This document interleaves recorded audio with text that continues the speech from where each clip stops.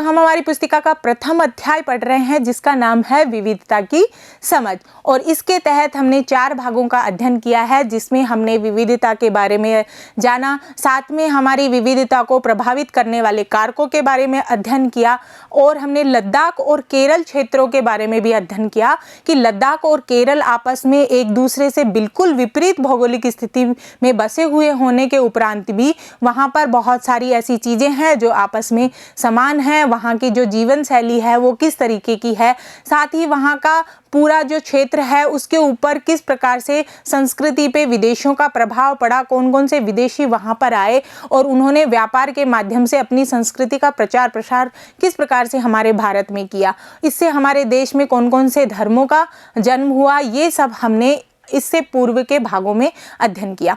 आज का जो भाग है बच्चों, इसमें हम जानेंगे विविधता में एकता, यानी कि हमारे देश में इतनी विविधताएं होने के पश्चात भी हमारा देश एकता के सूत्र में किस प्रकार से बंधा हुआ है, ये हम आज के भाग में जानेंगे। सबसे पहले बच्चों हम देख लेते हैं कि जो केरल और लद्दाख हैं दोनों क्षेत्र, उनमें कौन कौन सी समानताएं हैं और कौन कौन सी असमानताएं हैं।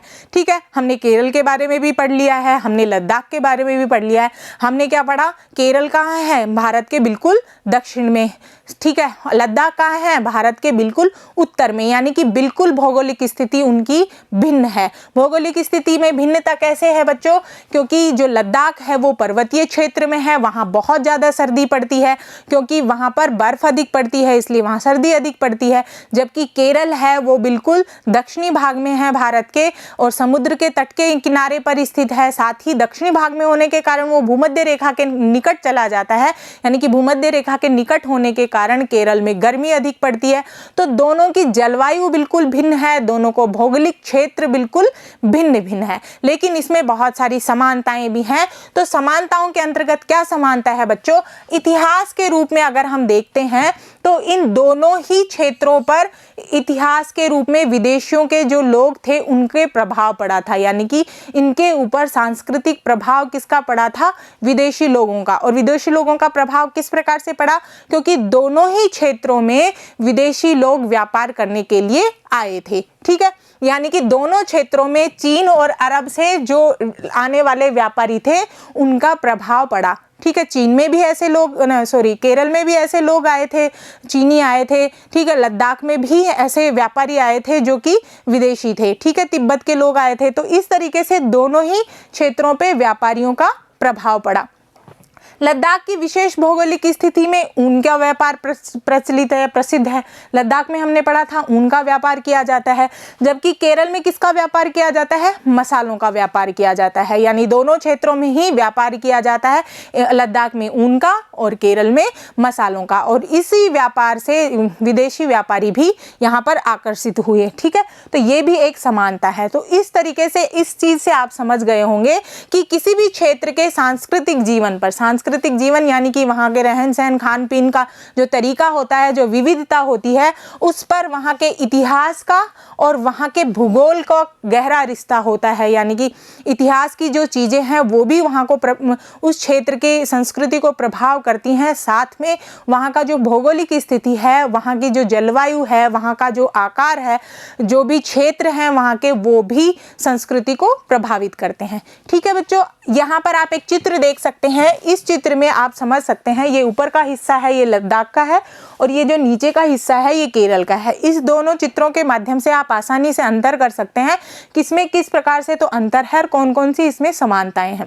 जैसे लद्दाख के भौगोलिक क्षेत्र में आप पहाड़ देख रहे हैं, यहाँ का जो अधिकतर लोग हैं वो क्या पालेंगे, बकरियां पालते हैं, यानी कि व्यापार भी यहाँ पे बकरियों की ऊन का किया जाता है, पश्मीना ऊन का।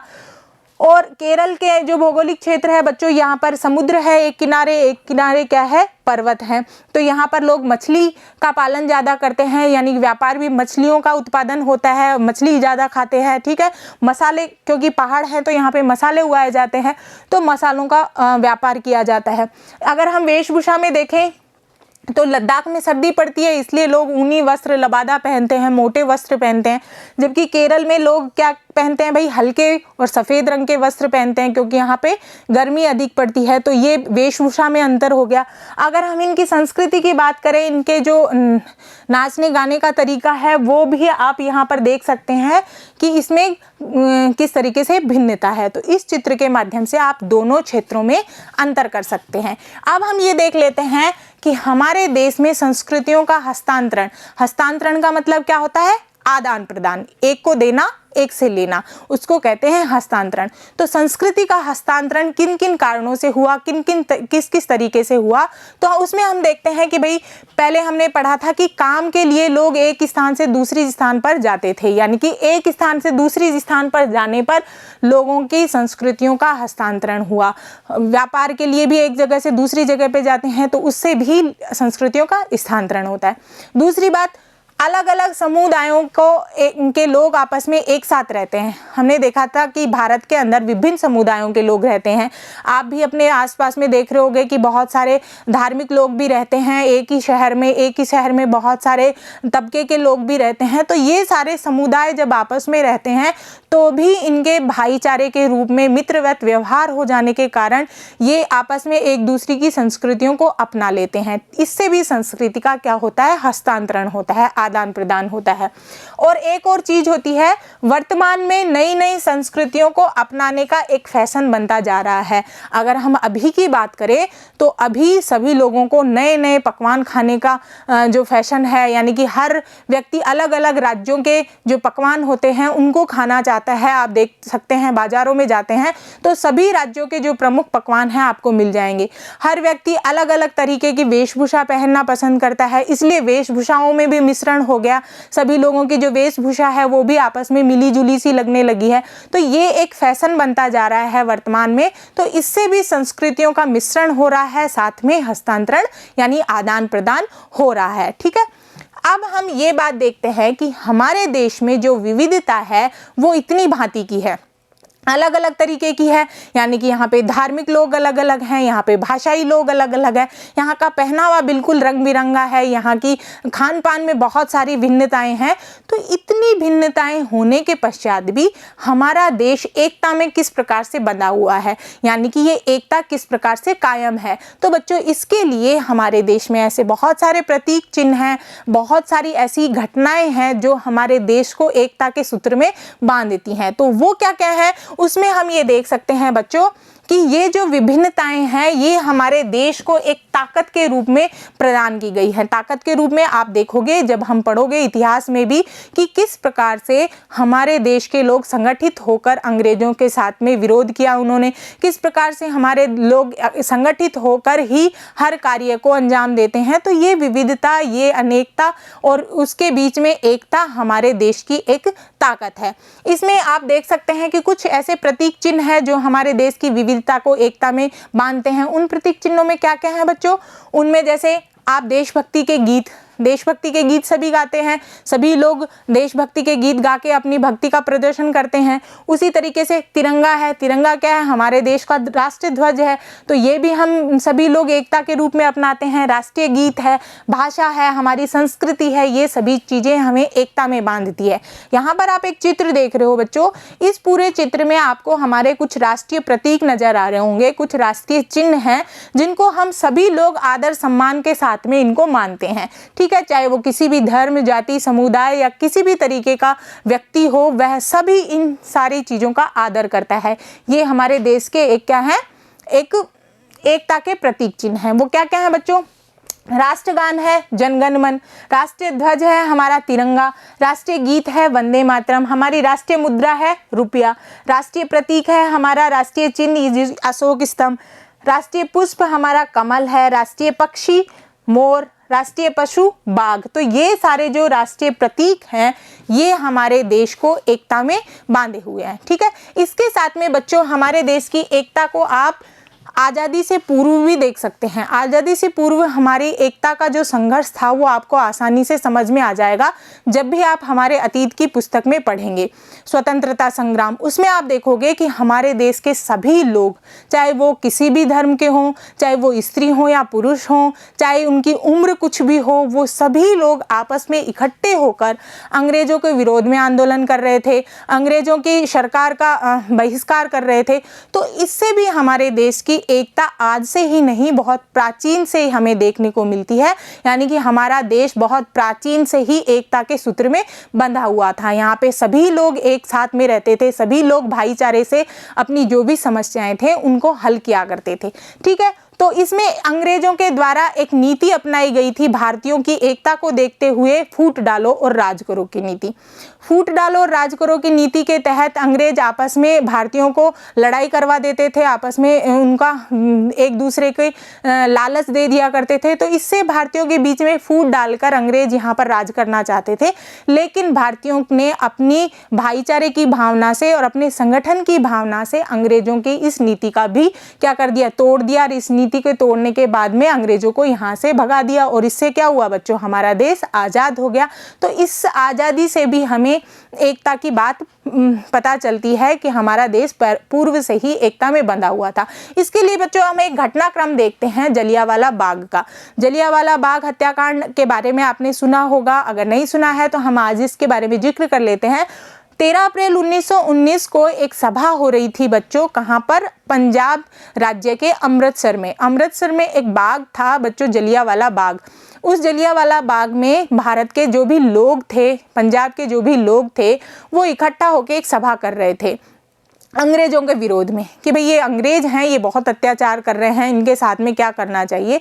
तो इस सभा में सभी लोग थे जो बात कर रहे थे। इस सभा के बारे में अंग्रेजों को पता चल गया और उस वक्त अंग्रेजों का जो जनरल था वो था जनरल डायर।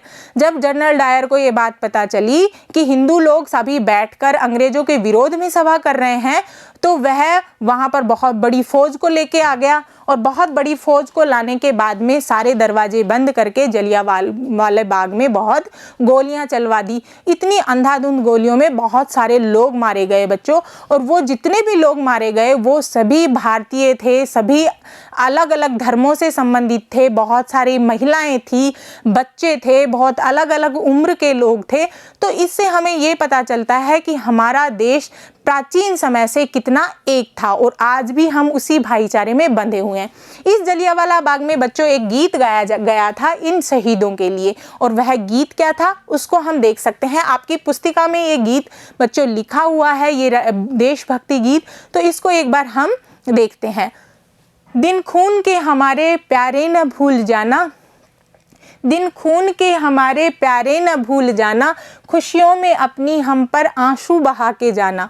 सैयाद ने हमारे चुन चुन के फूल तोड़े, वीरान इस चमन में कोई गुल खिला के जाना। दिन खून के हमारे प्यारे न भूल जाना। गोली खा के सोए जलिया बाग में हम, गोली खा के सोए जलिया बाग में हम, सूनी पड़ी कब्र पर दिया जला के जाना। दिन खून के हमारे प्यारे न भूल जाना। हिंदू और मुस्लिमों की होती है आज होली, हिंदू और मुस्लिमों की होती है आज होली, बहते हैं एक रंग में दामन भिगो के जाना। दिन खून के हमारे प्यारे न भूल जाना। कुछ जेल में पड़े हैं, कुछ कब्र में गड़े हैं, कुछ जेल में पड़े हैं, कुछ कब्र में गड़े हैं, दो बूंद आंसू उन पर प्यारे बहा के जाना। दिन खून के हमारे प्यारे न भूल जाना, दिन खून के हमारे प्यारे न भूल जाना। भारतीय जन नाट्य संघ के द्वारा बच्चों ये देशभक्ति गीत गाया जाता था, और इस गीत के माध्यम से भी आप एकता का जो झलक देख सकते हैं। यहाँ पे हिंदू और मुस्लिमों की बात की गई है कि हिंदू और मुस्लिमों दोनों की होली थी जलियांवाला बाग में। होली का मतलब वहाँ पे लहूलुहान लोग थे, तो एक तरीके की खून से होली खेली गई थी आज़ादी के लिए। तो वो हिंदू भी थे और मुस्लिम भी थे। साथ में ये कहा गया कि कुछ जेल में पड़े हैं, यानी कि कुछ लोग हैं वो जेल में हैं, कुछ कब्र में गड़े हैं, कुछ लोग शहीद हो गए। तो वो दोनों ही, वो सभी लोग कौन थे, वो भारतीय थे, और इससे भी हमारे देश की एकता का पता चलता है। तो बच्चों ऐसे बहुत सारे जो देशभक्ति गीत होते हैं जो हमें हमारे देश के प्रति एकता की भावना को जागृत करते हैं, जो हमारे देश के भाईचारे की भावना को जागृत करते हैं। तो ये सभी राष्ट्रगीत, ये सभी देशभक्ति गीत हमारे देश की एकता के लिए आवश्यक है। और ऐसे देशभक्ति गीतों से, ऐसे राष्ट्रगीतों से हम हमारे देश के प्रति आदर जाहिर करते हैं। ठीक है, तो यहाँ पर कुछ ऐसे प्रतीक हैं, जैसे राष्ट्रीय तिरंगा, हमारा राष्ट्रीय ध्वज देख लेते हैं बच्चों। यह स्वतंत्रता संग्राम के दौरान से ही हमारे भारत में विभिन्न प्रकार के तिरंगों का, विभिन्न प्रकार के ध्वजों के रूप में देश की एकता को दर्शाया जाता था। एक साथ कैसे, जब भी कोई आंदोलन होता था तो तिरंगे के माध्यम से, एक ध्वज के माध्यम से अपनी एकता को दर्शाया जाता था। ठीक है, यहाँ पर कुछ चित्र हैं बच्चों तिरंगे का, हमारे राष्ट्रीय ध्वज का, जो अलग अलग समय में अलग अलग रहे थे। देखो 1906 में हमारा जो राष्ट्रीय ध्वज था वो इस तरीके का था। फिर 1907 में हमारा राष्ट्रीय ध्वज ऐसा था, ये पेरिस में फहराया गया था बच्चों, ये वाला राष्ट्रीय ध्वज मैडम कौमा के द्वारा। यहाँ पर एनी बिसेंट और लोकमान्य तिलक के द्वारा इस तरीके का ध्वज बनाया गया था, जिसमें ऐसे 7 तारे थे और चंद्रमा था और ये सारी चीज़ें थी। फिर ऐसा ध्वज आया हरे और लाल रंग का, जिसमें चरखा बना हुआ था। ये अखिल भारतीय कांग्रेस का जो विजयवाड़ा के अंदर ये ध्वज अपनाया गया। फिर हमारा ऐसा प्रस्ताव पारित हुआ इस वाले ध्वज का, इसमें नारंगी, सफ़ेद और हरा रंग है, जो कि हमारे वर्तमान के ध्वज में भी है, लेकिन जो बीच में है वो चरखा बना हुआ है। ठीक है, ये हमारे 1931 में अपनाया गया था ये वाला ध्वज। लेकिन अंत में वर्तमान में हमारा जो राष्ट्रीय ध्वज है तिरंगा, वो इस तरीके का है, जिसमें नारंगी रंग है, बीच में सफ़ेद है और फिर हरा रंग है। 3 रंगों से बना हुआ ये तिरंगा है। बीच में नीले रंग में 24 तिल्लियों में लगा हुआ एक चक्र है। ठीक है, तो ये हमारे वर्तमान का जो ध्वज है, जिसे हम तिरंगा कहते हैं, ये 22 जुलाई 1947 को मुक्त भारत का तिरंगा या मुक्त भारत का ध्वज इसे घोषित किया गया था। और स्वतंत्रता के बाद में, आज़ादी के बाद में इसे राष्ट्रीय ध्वज के रूप में अपना लिया गया। तो इस तरीके से हमारे तिरंगा भी हमारे देश की एकता को दिखाता है। साथ में बच्चों अगर हम ये बात करें कि अनेकता में एकता का जो वाक्य है वो कैसे हमारे देश में आया, कैसे हमारे संविधान में ये बात लिखी गई कि हम सभी अनेकता में एकता रखने वाले लोग हैं। तो बच्चों ये वाक्य दिया था हमारे देश के प्रथम प्रधानमंत्री पंडित जवाहरलाल नेहरू जी के द्वारा। ठीक है, अनेकता में एकता वाला वाक्य, यानी भारत अनेकता में एकता रखने वाला देश है, ये बात सबसे पहले पंडित जवाहरलाल नेहरू जी के द्वारा कही गई थी। ठीक है, यहाँ पर आप पंडित जवाहरलाल नेहरू जी का चित्र देख सकते हैं बच्चों। इनके द्वारा ये बात कही गई और इन्होंने एक पुस्तक लिखी थी। पंडित जवाहरलाल नेहरू ने एक पुस्तक लिखी थी और उस पुस्तक का नाम था भारत की खोज। और इस पूरी पुस्तक में भारत के बारे में बहुत सारी बातें लिखी थी, जिसमें उन्होंने एकता के बारे में भी कुछ लिखा था। तो क्या लिखा था उन्होंने? भारतीय एकता कोई बाहर से थोपी हुई चीज़ नहीं है, यानी कि कोई विदेशी लोग ने यहाँ पर आके एकता का जन्म नहीं किया है, बल्कि भारत के लोग ही एकता में बंधे हुए थे। बल्कि यह बहुत ही गहरी है, जिसके अंदर अलग अलग तरीके के विश्वास और प्रथाओं को स्वीकार करने की भावना है। इसमें विविधता को पहचानना और प्रोत्साहित किया गया है। ये बात लिखी किसने? पंडित जवाहरलाल नेहरू जी के द्वारा लिखी गई। किसमें लिखी है ये बात? भारत की खोज नामक पुस्तक में। और यह पुस्तक भी किसके द्वारा लिखी हुई है? पंडित जवाहरलाल नेहरू जी के द्वारा लिखी हुई है। ठीक है, तो इस तरीके से बच्चों हमारे देश के जो प्रथम प्रधानमंत्री थे उनका चित्र आप यहाँ पर देख सकते हैं। और यहाँ पर एक सभा को भी देख सकते हैं। इस सभा में यहाँ पर आपको पंडित जवाहरलाल नेहरू जी के द्वारा संबोधित किया जा रहा है इन सभी लोगों को, क्योंकि जब ये प्रधानमंत्री बन गए थे भारत के पहले, तो उस दौरान पूरे भारत के लोगों की जो सभा हो रही थी उनका संबोधन करना है। यहाँ पर आप चित्र देख सकते हो। तो बच्चों इस तरीके से ये जो पूरा अध्याय है ये हमारे देश की विविधताओं से संबंधित है। ठीक है, और इन्हीं विविधताओं के अंतर्गत हमने सभी बातों का अध्ययन किया। एक बार हम इसका दोहरान कर लेते हैं। हमने क्या क्या पढ़ा? तो सबसे पहले हमने पढ़ा भिन्नता व भारत की विविधता में अंतर होता है। यानी भिन्नता का मतलब होता है असमानता, गरीबी अमीरी की असमानता, वो विविधता के अंतर्गत नहीं आती है। ठीक है, तो ये बात हमने जानी। फिर हमने विविधता के प्रकार पढ़े, जिसमें हमने सांस्कृतिक विविधता देखी, खान पान, रहन सहन, साथ में हमने भौगोलिक विविधता देखी, यानी कि वहाँ का जो आकार प्रकार कैसा है, वहाँ की जलवायु कैसी है, उसके आधार पर लोग किस तरीके से जीवन जीते हैं, ये भौगोलिक विविधता के अंतर्गत आता है और इसके बारे में हमने अध्ययन किया। साथ ही हमने विविधता को प्रभावित करने वाले कारकों के बारे में अध्ययन किया, जिसमें हमने कारकों में सबसे पहले देखा कि विदेशी व्यापारियों के आगमन से हमारी विविधता प्रभावित हुई। फिर लोगों का एक दूसरे के साथ में रहना, समूह के साथ में रहना, एक दूसरी जगह पर जाना और यात्रियों द्वारा, धर्म प्रचारकों के द्वारा समुदायों में एक दूसरे से मिलजुल कर रहना, इन सारी चीज़ों ने हमारी विविधता को प्रभावित किया। तो विविधता को प्रभावित करने वाले ये कारक हमने पढ़े। फिर हमने बच्चों इन कारकों के तहत हमने केरल और लद्दाख क्षेत्रों के बारे में अध्ययन किया और अंत में हमने भारत की विविधता के कौन कौन से प्रतीक हैं, उन प्रतीकों के बारे में अध्ययन किया और अनेकता में एकता स्थापित करने का जो श्रेय जाता है पंडित जवाहरलाल नेहरू जी के बारे में हमने अध्ययन किया। तो ये पूरा अध्याय बच्चों हमारा यहीं पर समाप्त होता है। इसके अगले भाग में हम प्रश्नोत्तरी करेंगे, तब तक के लिए बने रहिए बच्चों। आपका बहुत बहुत धन्यवाद।